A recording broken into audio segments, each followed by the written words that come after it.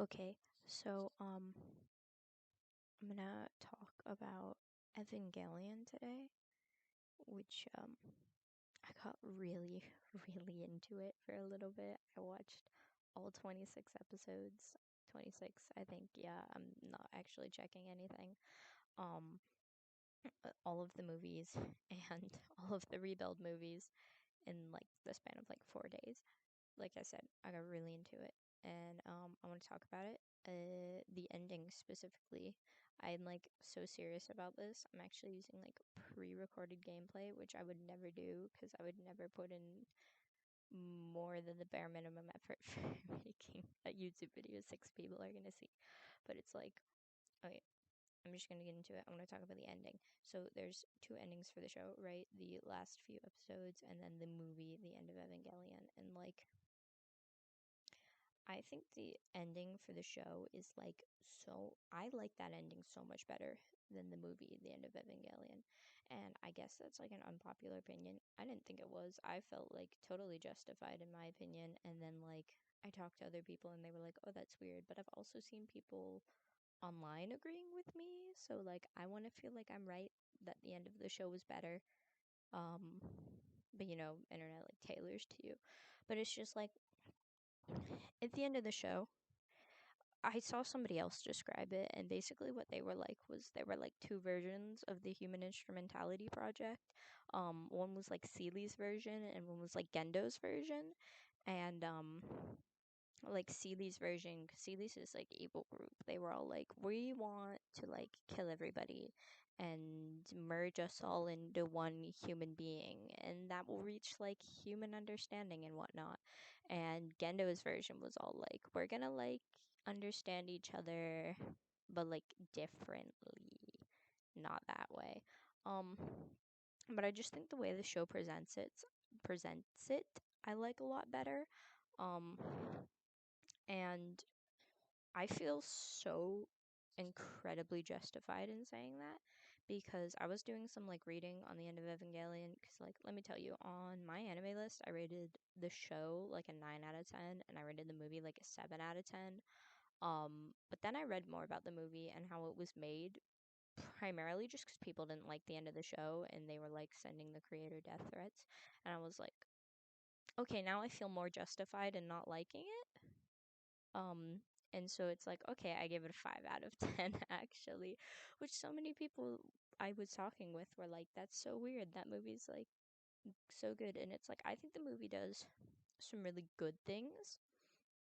I like the way that it kind of shows you what's going on while we're like seeing inside of Shinji's mind and seeing inside of the other people's minds. Like, there's one bit where like Misato, you see her just like dead up against a wall, and you're just like, huh, I wonder how that happened. Well, the movie shows you.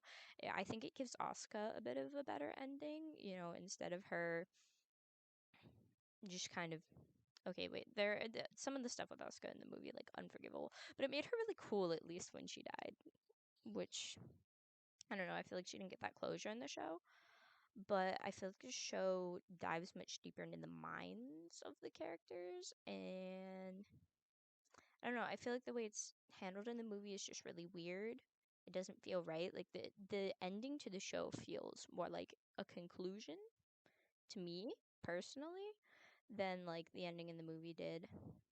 And I know a lot of people didn't like, oh, when the animation got really weird and when it turned into like the marker drawings or the crayon stuff and how it all like was like just sketches, and they say like, oh, the budget wasn't good, so that's why that happened and all these things. And it's like, but I feel like if you were to like sit down and go through your mind and like try and eventually sort through all your like traumas and all your experiences to reach full human understanding, I don't know. I feel like that's the kind of trip it would feel like. I feel like the sort of sketchy, weird, low budget animation that they used for the show that was like due to being rushed and all these things happening, I think that better represented the mental state that the characters were going through.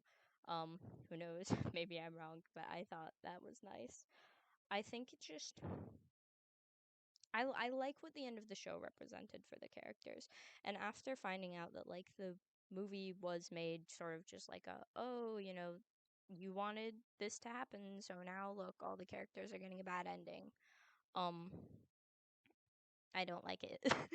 I think in the show, seeing how it ends with understanding and like that scene, and my brother was like, "Oh my god, that scene!" But it's like, yes, that scene where Shinji's standing there and everybody's clapping. It's like, yeah, they're clapping. He did it. They've been like, yeah, I know.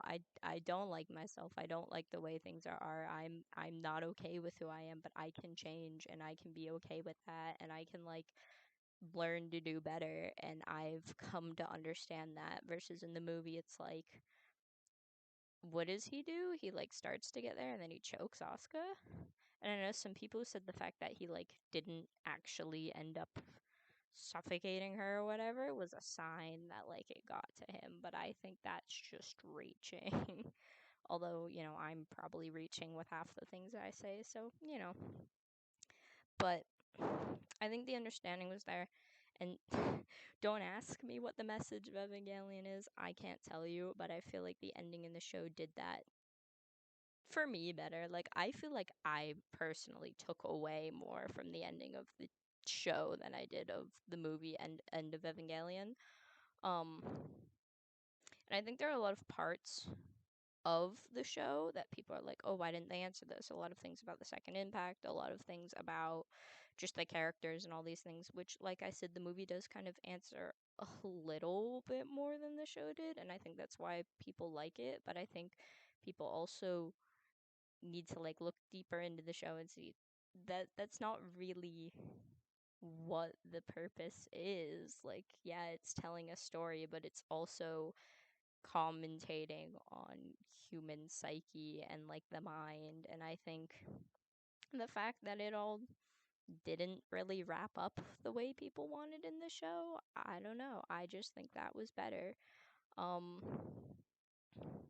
like I said, one part I really liked was the sort of, lower, we're being rushed animation stuff. And I think a lot of people are like, oh my god, they just went to marker drawings. But like, I don't know, I've worked on things rushed and with low budget, and it's like, I mean, yeah, you're doing things because you have to, but also you don't just say like, oh, we're running out of time, so I'm just gonna sketch in this random scene. Like the scenes where they used like markers and stuff, it fit. Like if I didn't know that the show was rushed, I would have completely thought like, yeah, that was supposed to be like that. Like there are a ton of moments where throughout the show where they're sitting and they're staring for long periods of time and it's just silence, like the elevator scene. And there's another one where Shinji's holding Karu, was that his name? I don't remember. And it's just really really long and drawn out. But and part of that you can say like, oh, budget, we've got to fill up the 20 something episode minutes of the episode. But also I think I remember seeing something because I've taken like some film classes and whatnot, and there's just something in film where it's like silence and stillness can bring so much to it. And like, maybe some of them were drawn out longer than they would have been, if not. But it's like you can sit down and you can say like, hey, well, we're running out of time. We need to fill this marker. Well, here's this bit where we can put this really meaningful silent bit where it really gives you time to think about what the characters are thinking about. Give you time to put yourself in their shoes in this moment. Give you time to really be like, wow, there's a reason why they're holding this out. Like, there's more you can do with silence and stillness other than just chalking it up to like, oh, we're gonna keep this frame going for a long time. And like in animation, I think it looks very weird because like I know in movies there will be long scenes of silence, and there's a really big meaning behind that. Um, and in animation, it's just still versus if it were done with like a camera, people are still breathing, air is still blowing. It feels more alive. So in particularly the medium that Evangelion was done, it feels really weird. But there is a lot of meaning, I think, personally, behind just still shots and silent shots. And I also think even behind like the sort of rush shots, hasty shots, the really like confusing stuff that happened, it it just kind of there's still the meaning behind it, even if it was done because of other things. Like that might not have been the original plan. I don't know. Maybe it was. I didn't work on the show, but that there's you can't simply say, "Oh, this is bad because it was rushed or because it wasn't the way it was originally supposed to pan out." You know, I still think there's a lot of value to be found in the ending of the show. Like I said, I liked it better than the movie. I thought the takeaway from the end of the show was better than the movie. I think if you walked away after watching the movie, you'd just feel like, wow, we as humans do kind of just suck. But after watching the show, I felt at least like, hey, yeah, things might not be the way we want them to be, but they can change. You have the power to change. You define who you are and you make that image, you know. If you're not happy with who you are, at the end of the day, you make that person and you can change it. And it, you know, I just I don't know. I like the end of the show better. That's all I had to say.